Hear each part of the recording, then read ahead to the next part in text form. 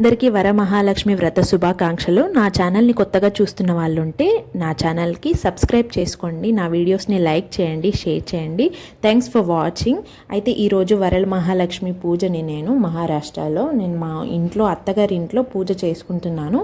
పెళ్ళికి ముందు నేను చాలాసార్లు చేశాను మమ్మీతో కలిసి, కానీ ఇప్పుడు నేను ఇది సెకండ్ టైం. లాస్ట్ టైం కూడా నేను ఇలాగే చేసుకున్నాను సింపుల్గా.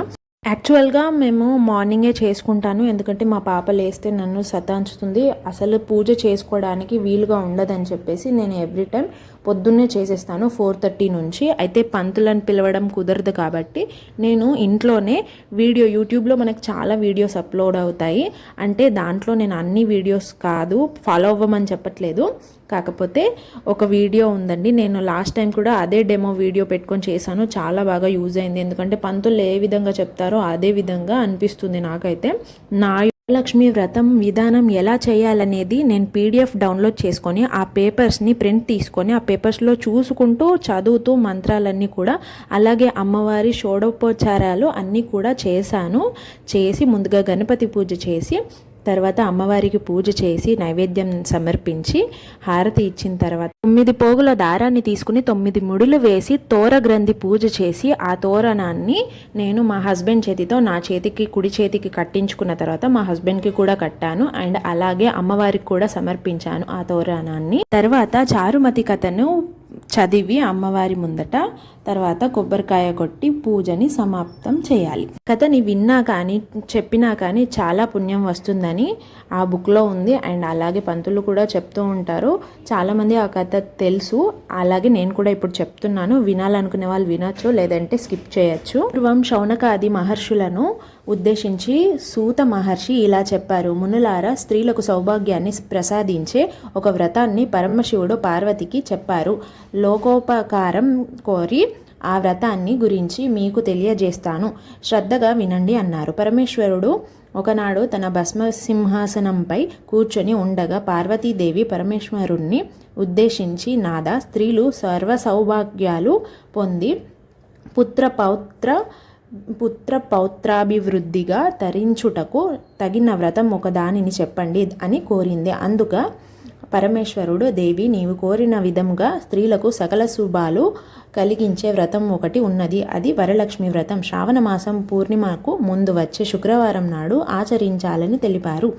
అప్పుడు పార్వతీదేవి, దేవా, ఈ వరలక్ష్మి వ్రతాన్ని ఆది దేవతలు ఎవరు చేశారు? ఈ వ్రతాన్ని ఎలా చేయాలో వివరంగా చెప్పండి అని కోరింది. కాత్యాయని పూర్వకాలంలో మగధ దేశంలో కుండినం అనే పట్టణం ఒకటి ఉండేది. ఆ పూర్వంలో చారుమతి అనే ఒక స్త్రీ ఉండేది. ఆమె సుగుణవతి, వినయ విధేయతలు, భక్తి గౌరవాలు యోగ్యురాలు. ప్రతిరోజు ప్రాతంకాలాన నిద్రలేచి భర్తను, అత్తమామలను సేవించుకొని ఇరుగు పొరుగు వారిలో కలిసిమెలిసి ఉండేది. వరలక్ష్మీదేవి ఒకనాటి రాత్రి సమయంలో చారుమతికి కలలో సాక్షాత్కరించింది. ఓ చారుమతి, ఈ శ్రావణ పౌర్ణిమ నాటికి ముందు వచ్చే శుక్రవారం నాడు నన్ను పూజించు, నీవు కోరిన వరాలు కానుకలను ఇస్తానని చెప్పి అంతర్గతమైనది. చారుమతి సంతోషించింది. హే జనని, నీ కృప కటాక్షాలు కలిగిన వారు ధన్యులు, వారు సంపన్నులుగా విద్వాంసులుగా మన్ననలు పొందుతారు. ఓ పావని, నా పూర్వజన్మ సుకృతమ వల్ల నీ దర్శనం నాకు కలిగింది అని పరిపరి విధాల వరలక్ష్మిని స్తుతించింది.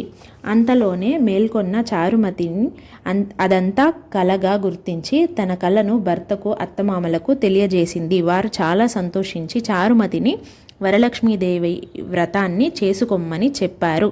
పురంలో మహిళలు చారుమతి కళను గురించి విని వారు కూడా పౌర్ణమి ముందు రాబోయే శ్రావణ శుక్రవారం కోసం ఎదురు చూడసాగారు. శ్రావణ శుక్రవారం రోజున పట్టణంలోని స్త్రీలందరూ ఉదయాన్నే లేచి తలార స్నానం చేసి పట్టు వస్త్రాలు ధరించి చారుమతి గృహానికి చేరుకున్నారు. చారుమతి తన గృహంలో మండపం ఏర్పాటు చేసి ఆ మండపంపై బియ్యం పోసి కలశం ఏర్పాటు చేసి వరలక్ష్మీదేవిని సంకల్పం చేసుకొని ఆహ్వానించి ప్రతిష్ఠించింది. అమ్మవారికి షోడోపచారాలతో పూజించి భోజ్యాలను నివేదించారు. 9 పోగుల తోరణాన్ని చేతికి కట్టుకొని ప్రదక్షిణం నమస్కారాలు చేశారు.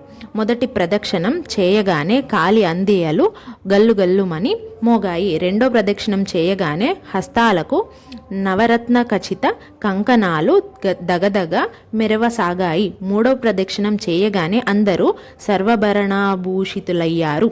వారు చేసిన వరలక్ష్మి వ్రతం ఫలితంగా చారుమతి గృహంలో పాటు ఆ పట్టణంలో ఇతర స్త్రీలు ఇల్లు కూడా ధన కనక వస్తు వాహనాలతో నిండిపోయాయి. వారి వారి ఇళ్ల నుంచి గజతరగర అంతా ఏటా వరలక్ష్మి వ్రతం చేసి సకల సౌభాగ్యాలతో సిరి సంపదలు కలిగి సుఖజీవనం గడిపి ముక్తిని పొందారు. మునులారా, శివుడు పార్వతికి ఉపదేశించిన ఈ వ్రత విధానాన్ని మీకు వినిపించాను. ఈ కథ విన్నా, ఈ వ్రతం చేసినప్పుడు చూసినా కూడా సకల సౌభాగ్యాలు, సిరి సంపదలు, ఆయురారోగ్య ఐశ్వర్యాలు సిద్ధిస్తాయని ముని శౌనకాది మహర్షులకు చెప్పారు. Thanks for watching.